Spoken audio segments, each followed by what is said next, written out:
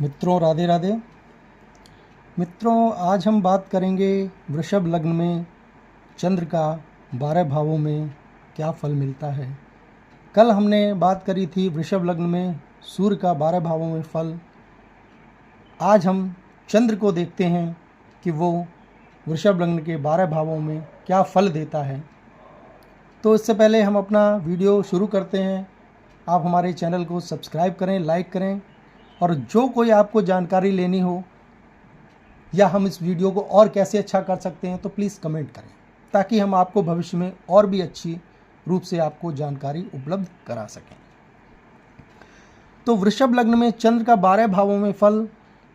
देखिए, वृषभ लग्न में चंद्र जो है वो हमारा समग्रह है। इसका प्रभाव लग्न में जब ये वृष का होकर बैठता है तो ऐसे व्यक्ति को सुंदरता देता है। ऐसा व्यक्ति आकर्षक होता है, लोगों को अपनी ओर आकर्षित करने वाला होता है। उसका व्यवहार, उसका चरित्र बहुत सौम्य होता है और लोग उसकी तरफ आकर्षित होते हैं। उसके सुंदरता से, उसकी वाणी से वो लोगों को अपनी ओर मोहित करता है। द्वितीय भाव में चंद्र जब बैठता है धन भाव में, तो धन भाव में बैठा हुआ चंद्र हमारे जीवन में हमारी वाणी को सुंदर बनाता है, हमारे पारिवारिक सुखों में वृद्धि करता है, हमारा कुटुंब अच्छा होता है, धनवान होता है, अच्छा परिवार देता है। ऐसा व्यक्ति सौम्य बात करने वाला होता है, उसकी वाणी बहुत सौम्यता, विनम्रता लिए होती है। ऐसा व्यक्ति सुखों में वृद्धि करता है। सप्तम दृष्टि भी उसकी अष्टम भाव पे पड़ती है। अष्टम भाव से संबंधित चीज़ों को भी वो शुभता प्रदान करता है। हमारे चीज़ों में अष्टम भाव की नकारात्मकता में वो अपनी दृष्टि डालकर उसको शुभ बनाता है। चंद्र हमारा जब तृतीय भाव में पराक्रम में होकर बैठता है, स्वग्रही होकर बैठता है, अपनी राशि कर्क पे बैठता है, तो ऐसा व्यक्ति जीवन में बहुत पराक्रमी होता है। छोटे भाई बहनों का उसको अच्छा फल प्राप्त होता है। अपने भाग्य में अपने पराक्रम से वृद्धि करने वाला होता है, बहुत धार्मिक होता है। सप्तम दृष्टि उसकी नवम भाव पर होती है। धार्मिक होता है, भाग्यवान होता है, अपने सुखों में वृद्धि करने वाला होता है। चंद्र जब चतुर्थ भाव में पंचम राशि सिंह पर होकर बैठता है, तो चतुर्थ भाव में बैठा हुआ हमारा चंद्र हमको क्या सुफल देता है? हमें माता के सुखों में वृद्धि करता है। मकान, वाहन, जमीन, प्रॉपर्टी से संबंधित सुखों में वृद्धि करता है। ऐसा व्यक्ति पराक्रम भाव का मालिक जब चतुर्थ भाव में बैठता है तो व्यक्ति अपने पराक्रम से भी अपने जीवन में सुखों में वृद्धि करता है। ऐसा व्यक्ति साफ मन का होता है, बहुत मेहनती होता है और अपने सुखों के लिए प्रयासरत होता है। हालांकि उसको माता सुख, वाहन सुख, जमीन सुख सब प्राप्त होते हैं, फिर भी अपने पराक्रम से वो उन सुखों में वृद्धि करता है। पंचम भाव में बैठा हुआ चंद्र जब पंचम भाव में बैठता है तो उसकी संतान पहली अधिकतर पुत्री होती है। उससे अपने इष्ट की कृपा प्राप्त होती है।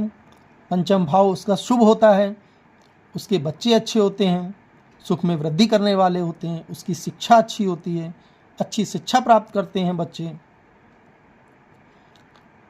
और उस पर उसके इष्ट देव की कृपा बनी रहती है। अब यही पंचम भाव में बैठा हुआ उसकी दृष्टि आय भाव पर होती है, तो उसका आय भाव भी अच्छा होता है, आय के नए नए स्रोत प्राप्त होते हैं। षष्ठम भाव में जब चंद्र हमारा बैठता है तुला का होके, तो ऐसे व्यक्ति को अपनी मेहनत का बहुत अच्छा फल प्राप्त नहीं हो पाता। रोग ऋण शत्रुओं में कुछ वृद्धि करता है, शुभ फल प्राप्त नहीं होते। यहाँ से सप्तम दृष्टि उसकी द्वादश भाव पे होती है, तो उसके खर्चों में भी वृद्धि करता है, मानसिक समस्याओं में भी वृद्धि करता है। षष्ठम पर बैठा हुआ चंद्र हमें बहुत अच्छे फल प्राप्त नहीं होने देता। सप्तम भाव पे जब हमारा चंद्र बैठता है तो ऐसे व्यक्ति को अपने जीवन साथी से विवाद की उत्पत्ति कराता है। मतभेद होंगे, जीवन साथी से विवाद में उत्पन्न होंगे। अगर वो कोई व्यवसाय करता है तो उसके साझेदार, उसके पार्टनर से भी उसके संबंध अच्छे नहीं रहते।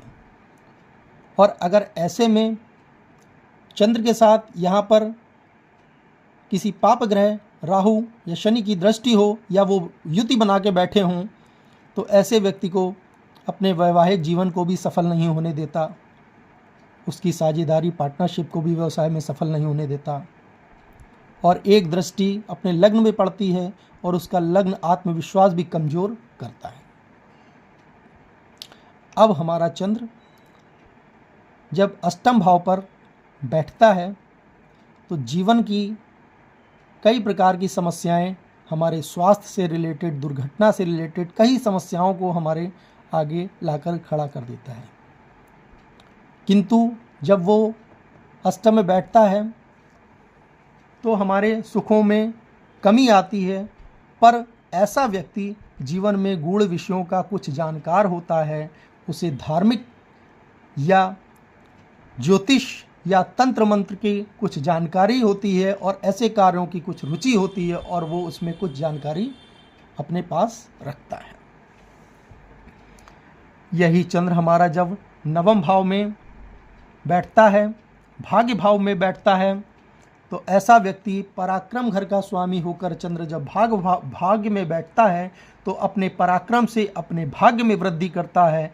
ऐसा जातक बहुत धार्मिक होता है, परोपकारी होता है, ईश्वर में विश्वास रखने वाला होता है, धार्मिक कार्यों में बढ़ चढ़कर हिस्सा लेता है और हमेशा सत्य के मार्ग पर चलने वाला होता है।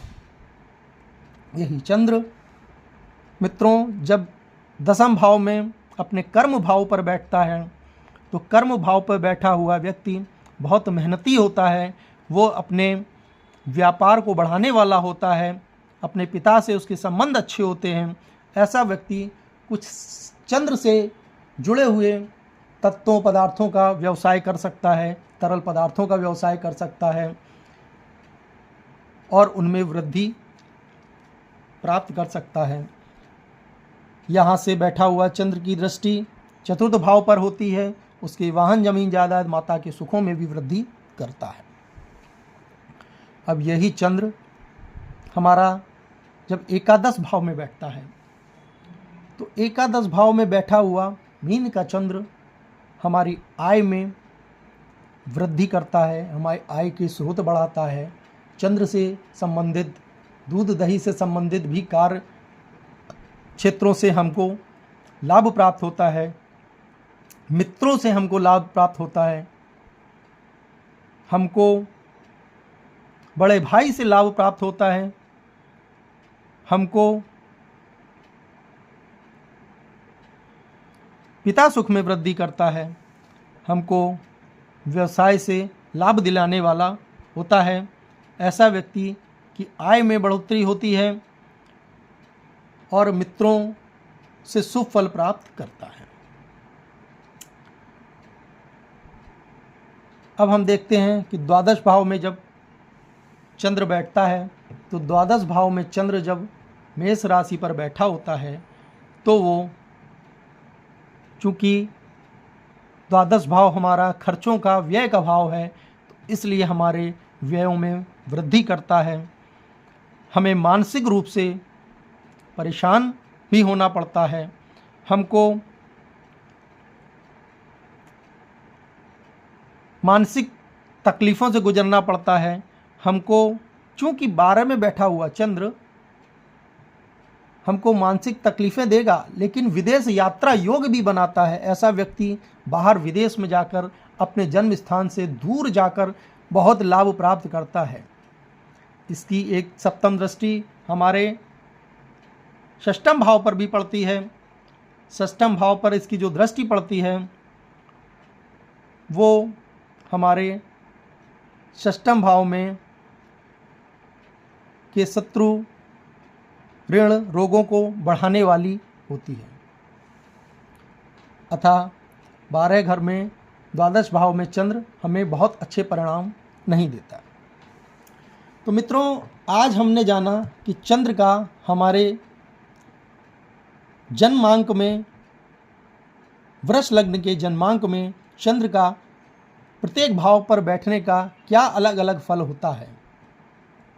आज हमारा ये वीडियो आपको कैसा लगा, हमको लाइक करें, सब्सक्राइब करें और कमेंट में अपनी राय दें, जिससे कि हम आने वाले वीडियोस में और अच्छी तरह से आपको आपके अनुसार जानकारी दे सकें।